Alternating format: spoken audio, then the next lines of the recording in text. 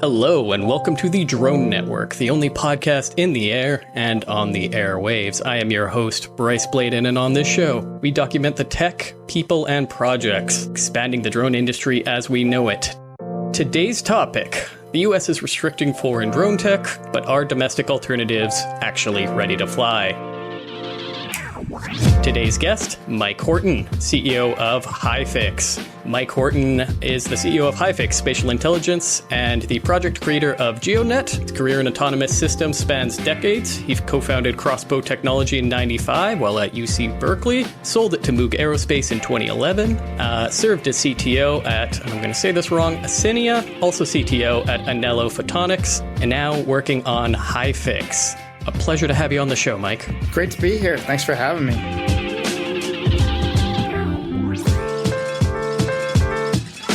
From self-driving tractors to drones and robotics, walk us through your journey. Yeah, so I started out at UC Berkeley working on MEMS-based sensors, accelerometers, and gyros. And we had the idea to use these accelerometers and gyros that were being made in silicon chip-scale accelerometers and gyros for virtual reality. And this was back in 1995, a little before virtual reality was ready for prime time. The compute displays weren't quite there. But what we found with that sensor technology was that we could apply it to things like unmanned systems for autopilot and guidance. And I built up my first company, Crossbow, which did integrated inertial navigation systems for drones and for early autonomous systems. And I sold that, as you mentioned, to Moog Aerospace. So that's kind of what kicked off my career in the field of navigation and localization and control systems. And the application that's, I think, the most exciting for all that kind of tech these days, and has been for a while, is autonomy. And that spans robotics, self-driving cars, and of course, drones. And I think drones is one of the premier applications, actually, of autonomy and robotics and the impact that it has had across so many different industries. It's truly undeniable, but I'm curious, what drew you to autonomous systems so early? As you mentioned, you were already in VR in '95. How'd you get to autonomous systems? What's changed since then?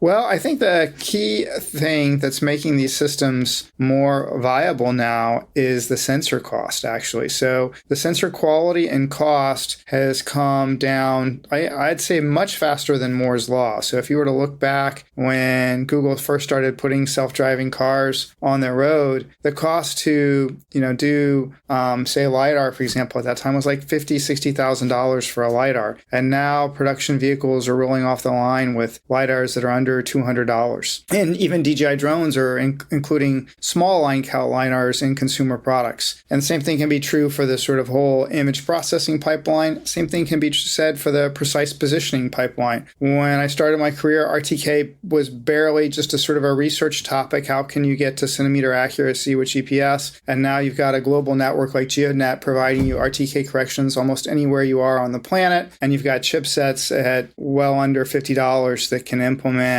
high precision centimeter accurate localization. So these sensor costs coming way down at the same time as compute has obviously improved, and at the same time as like AI has become something that really works and is really usable. That combination is what's made physical AI and autonomy, embodied AI, robotics, all the different things you can call it, name it, actually really super practical right now. And when the cost is low for the hardware and the functionality is high for the level of autonomy delivered, you get ROI. And that means that a customer can buy these systems and, very quickly experience a benefit, return on investment on it, whether that's, shooting drone photography for fun or for real estate, or doing something really advanced like a Waymo self-driving car. You can make these systems economically viable. And that's the key to really getting them to scale. Well, speaking of scale, speaking of making things viable, let's talk about the current state of the U.S. drone industry.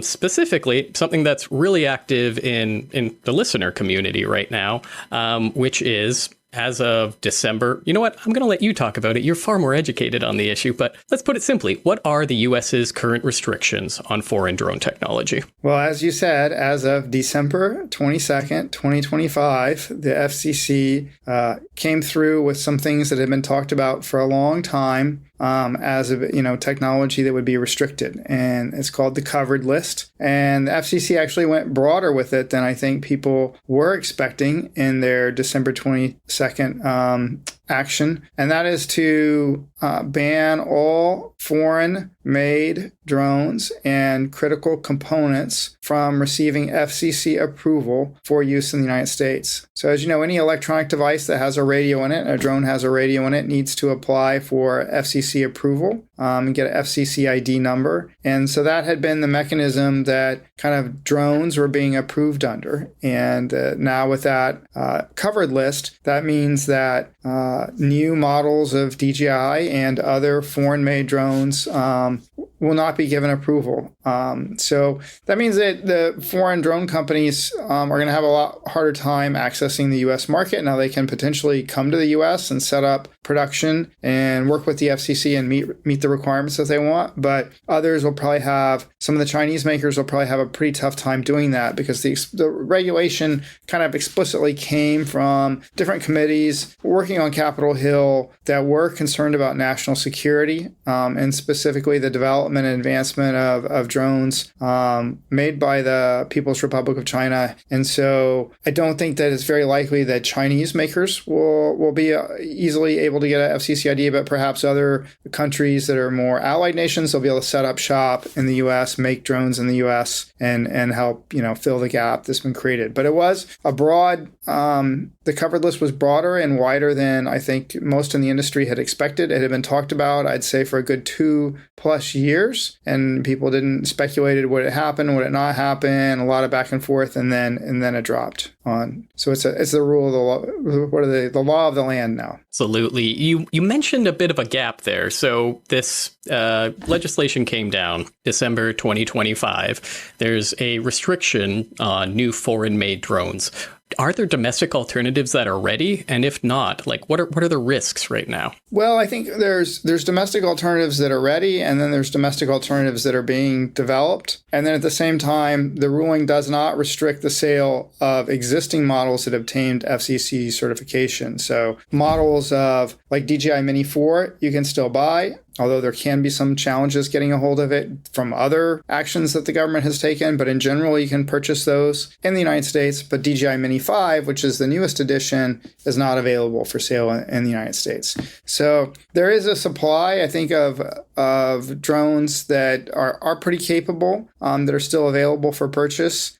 But going forward, the U.S. industry needs to innovate and needs to kind of catch up with the state of the art. And the idea with this legislation is it's going to kind of give the breathing room for the U.S. industry to do that without facing what some in the industry had accused of these products being sort of dumped on the U.S. market at below cost, and making it very, very difficult for U.S. manufacturers to really be able to get into the game. You hit on something there, and that is sort of getting in on the game. At the same time, we're at a period where supply chain vulnerabilities are becoming clear. Can you explain how fragmented drone systems create security and supply chain vulnerabilities? What is the solution at the end of this challenge? Well, we think the solution at the end of the challenge is to build a system on a chip. That's what my company HYFIX is doing. And it's a system on a chip that consolidates the major functions of a drone, including positioning, flight control, secure communications, and AI and spatial computing capability. And the reason a system on a chip is helpful to the supply chain vulnerability is that consolidates so many parts. And if you look at today's modern integrated circuits, modern chips as we call them, most of them are not made in the United States. In fact, the vast majority are made in Taiwan, Korea, or even factories in Europe. But really a very small percentage of chips today, especially the ones that are in drones, which are popular in drones, like the STM32 microcontroller, Qualcomm, Snapdragon, CPU, GPU, not typically made in the United States. I don't think any of the STM32s, for example, are made in the United States. So you look through that supply chain, first of all, you have a lot of parts and none of them made in the United States. And that is a supply chain vulnerability, especially around a critical technology like drones, because when it does come to a conflict or some situation where there's geopolitical turmoil, you're not really sure who's going to be available to get, parts to you and who's not, where the restrictions are going to be, or where, even as we've seen within in the Iran conflict recently, like naval passages can get blocked. And so then you can be restricted from having access to the technology and parts you need to build drones. And that obviously has strategic implications. So I think the goal with a system on a chip is to, one, have something native, domestically produced, and the simplification of the supply chain. Both of those are big factors in what makes that a great approach to, solve some of the supply chain challenges. Fantastically said. Let's take it back just a little bit, though, because you talked quite a bit about how you've combined all these things. What is this called? Is this the H1P? Yeah, so we have the H1 is the core silicon, and we're calling it the autonomous systems chip, because the application of this chip is the kind of first dedicated system on a chip, really targeted for autonomous systems. Now, certainly a GPU platform combined with a MIPI interface and a separate radio and can do all these things, but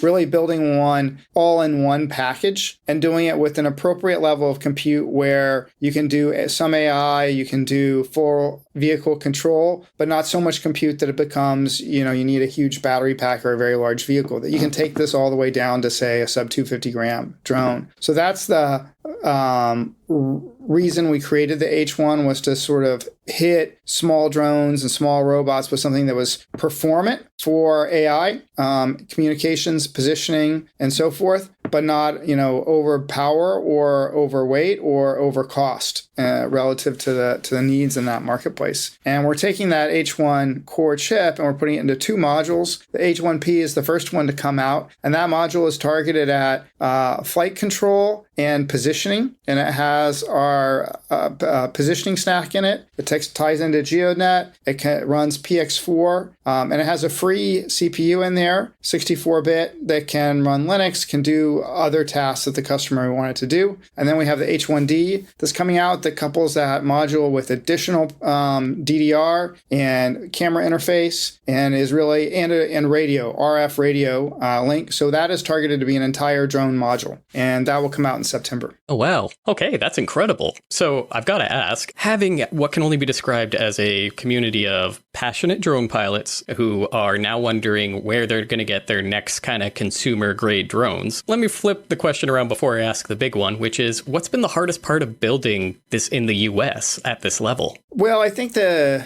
supply chain in the US is complicated. So the packaging and testing, there are foundries here. So Global Foundries in Malta, New York, Samsung in Austin, Texas, Intel in Arizona, TSMC's building.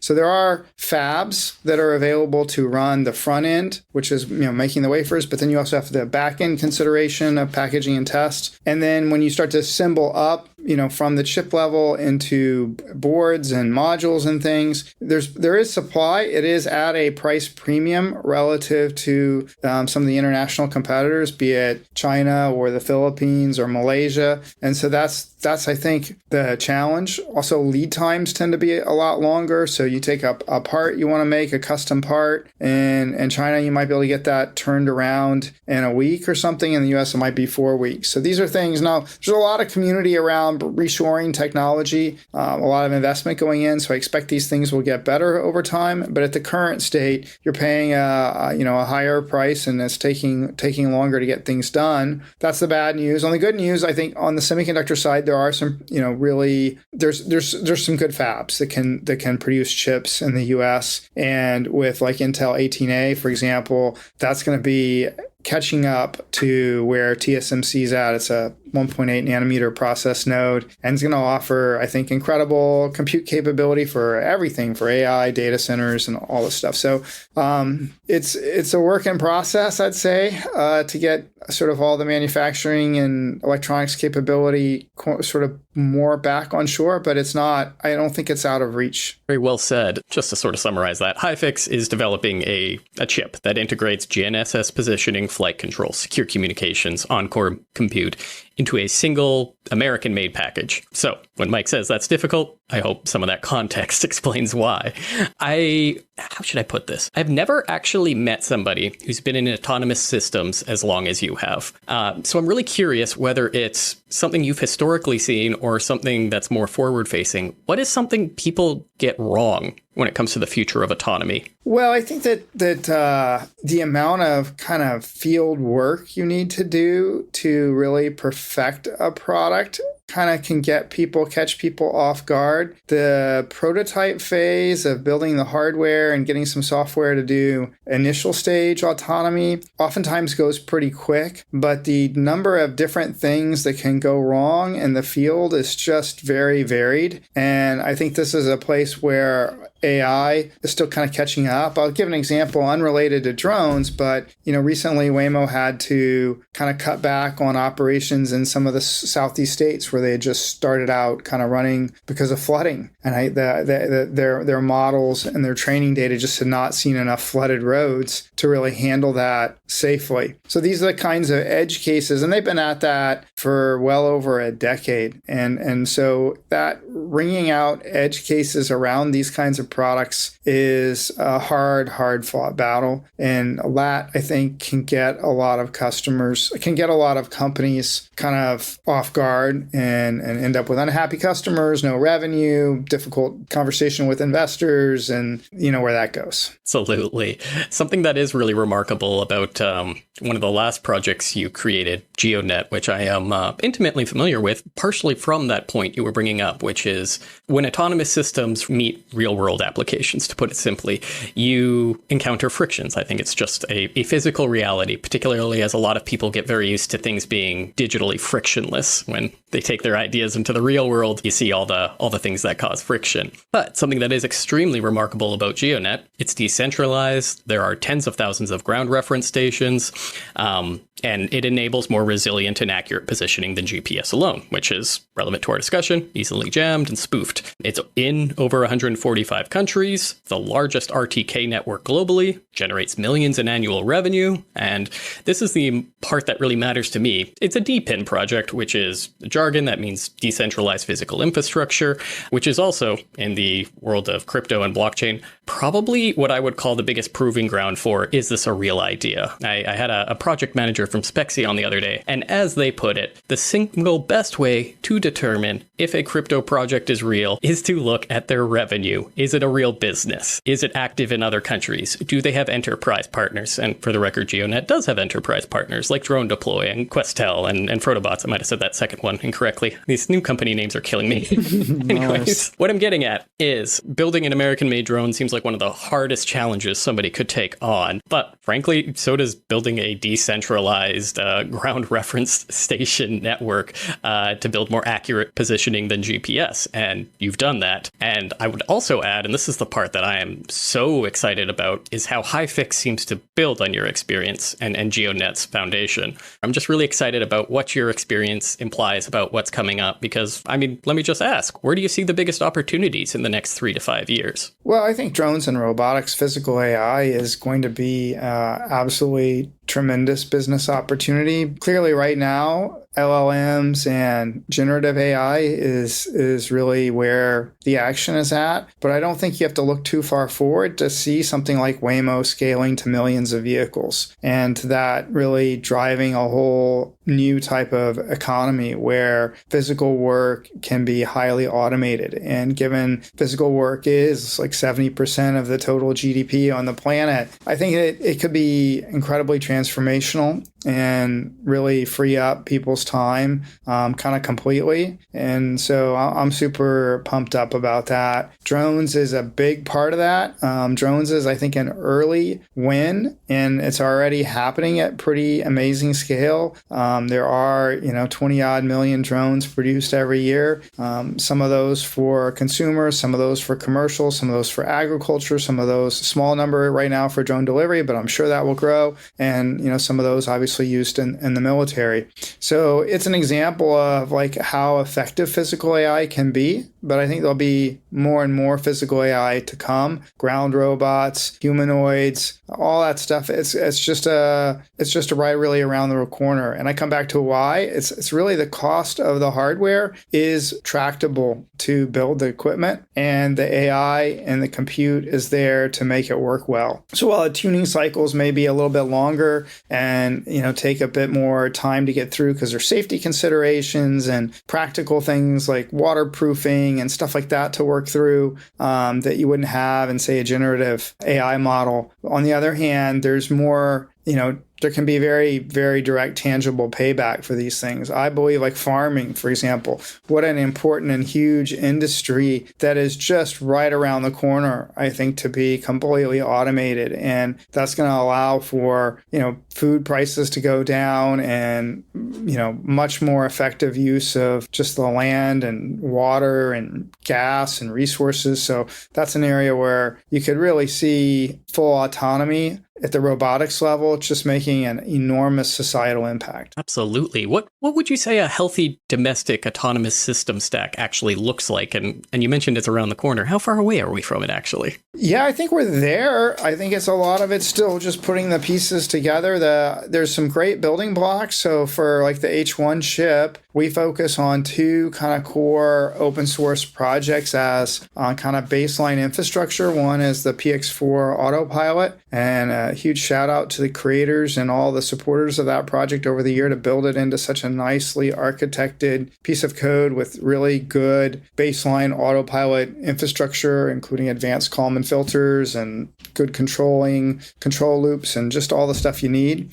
And then Robot Operating System, ROS2, provides you the infrastructure for more advanced vision and bringing in models and all the plumbing you need in terms of data logging and kind of sharing of data across different tasks within an autonomous system. So those are two core pieces of software infrastructure. Sensors are there, whether you're a camera-only advocate or you like camera plus LiDAR. Obviously, for outdoor positioning, RTK is huge. We're really excited. We have a partnership both with GEODNET, tracking low Earth orbit satellites, and then in the HYFIX chip, using those low Earth orbit satellites with a company called Zona Space Systems, which is launching these satellites. That gives you a signal that's 100 times stronger than GPS, but kind of acts like GPS, penetrates deep indoors, gives you precise timing reference, allows, when it's full constellation, it will allow for positioning both indoors and in much more contested and interfered environments. So whether it's a cell tower that's interfering with GPS or it's an actual active jammer, it's going to be much harder to corrupt these low Earth orbit signals because they're just way stronger. So the infrastructure, sensors, compute, these things are there. There's certainly a gap in practical experience. There can be a gap in regulations. There can be over-regulation. I'd argue in the case of drones that some of the things that are holding back the really massive usage of drone technology has been regulation that's been maybe too conservative in some cases. I think if we, certainly within the United States, if we look at kind of how quickly China's moved on the low altitude economy, they've moved more aggressively. And that's something that I know the current administration is trying to fix. And it's important because we want that to flourish. That's a huge win. Think about every time you do a drone delivery of food, how much more the total efficiency of that relative to driving it to you is just extraordinary. The cost, the actual physical cost to fly a drone from a supermarket to someone's home in the neighborhood is probably like the electricity cost for that's probably at most $1. And compare that to having somebody get in a car, get on a road,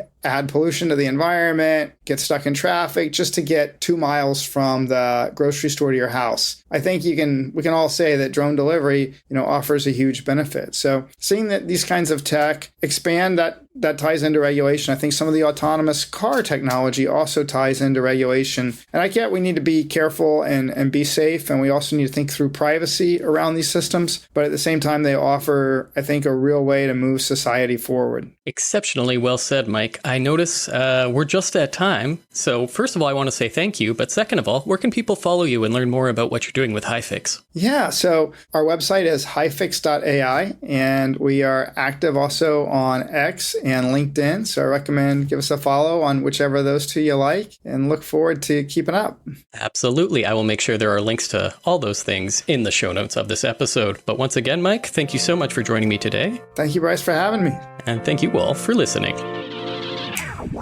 Thanks for being a part of the Drone Network. Subscribe wherever fine podcasts are served to get a new episode every week. And remember to leave us a 5-star review on your podcast app of choice. It helps a lot. Today's show was sponsored by Spexy Geospatial and Layer Drone. Learn more about standardized drone imagery built for global scale at spexy.com. That's spexi.com and layerdrone.org. Thanks again for listening.